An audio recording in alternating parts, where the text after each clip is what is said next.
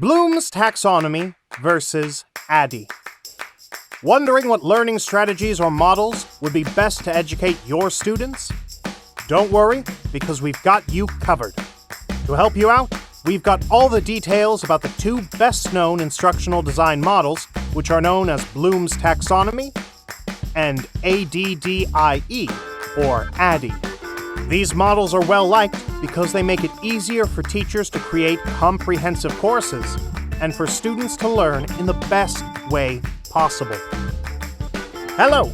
In today's video, we will talk about how instructional design for e-learning differs from classroom instruction in terms of learning models. The two models, Bloom's Taxonomy and Addie, are the two models that we're going to discuss today. What are the steps involved in these models? How do these learning models benefit people? Well, stick around till the end as we answer all these questions and more as we delve into our topic for today. Let's go!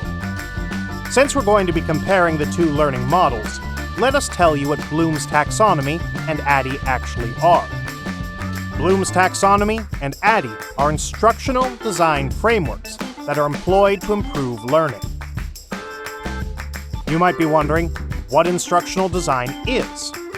By creating learning experiences and determining what students must learn in an organized way, instructional design is a procedure that improves teaching and learning by guiding students step by step as they move through the curriculum. Technology and multimedia are often used by instructional designers to impart knowledge and achieve learning objectives. A student's learning objective is an evaluation method used by teachers to monitor their influence on a student's progress, as measured by particular academic or elective criterion.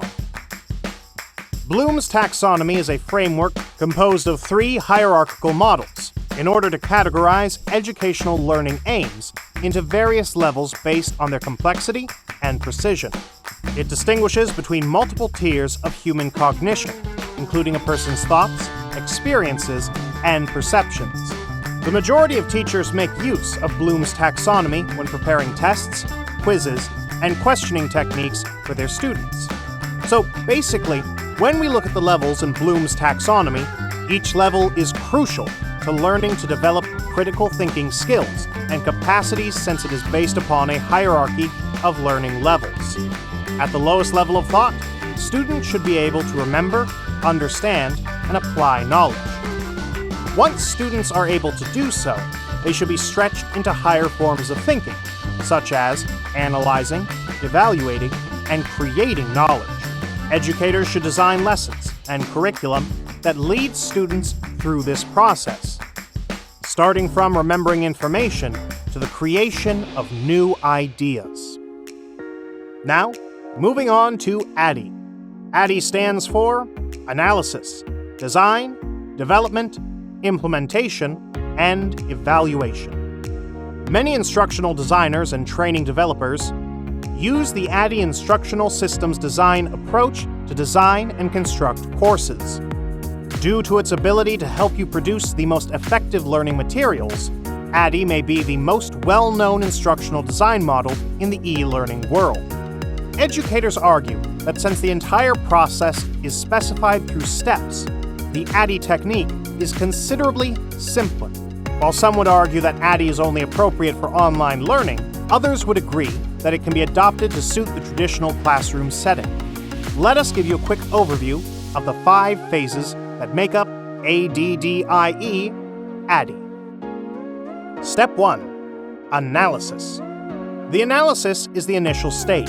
Of course, it makes sense to analyze the state of training and emerging trends before establishing a product or plan. How can you develop strategies or techniques that will help people if you aren't aware of their needs? You can determine the purpose of the training process through analysis, which consists of a series of queries or ideas. There are numerous questions included in this: when, where, who, what, why, and how. What would be the most efficient means of training individuals? Why do we require a training plan? These inquiries will help in laying the groundwork for the remaining Addie steps. Step 2. Design. The next step is designing. It is simple. You just have to take the results of the research you conducted in the prior step and put them to use. How can you do that? It just means coming to a decision. Defining the strategy, delivery methods, structure, time frame, evaluation, and feedback is a part of the process. After doing all this, you transfer your study into a model or prototype that you can show to your coworkers, other business partners, or grade level team. It won't hurt to test the prototype/plan to make sure it functions properly and to prevent future errors. This step helps you develop an overall outline of the course or product design. Step 3. Development. Now, we come to the third step of the process, which is referred to as development. Since the base of the course has already been established, you can now proceed to actually build the course with respect to its design. All that the course needs now is just a little detailing and refinement. This can be achieved by including images, choosing colors, and selecting fonts. By carefully choosing these features, you can deliver the course in a style that the audience finds intriguing. But a detailed assessment of the content's authenticity is required, which basically means reviewing the course thoroughly. It is to detect any flaws or problems hidden within the course. Step 4. Implementation. The fourth step of the process is implementation.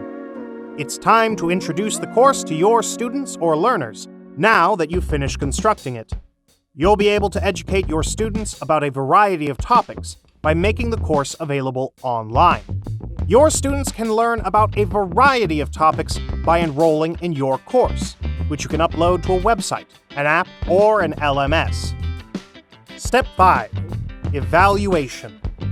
Addie aims to provide a systemic method for creating educational programs. It might serve as an example for future courses.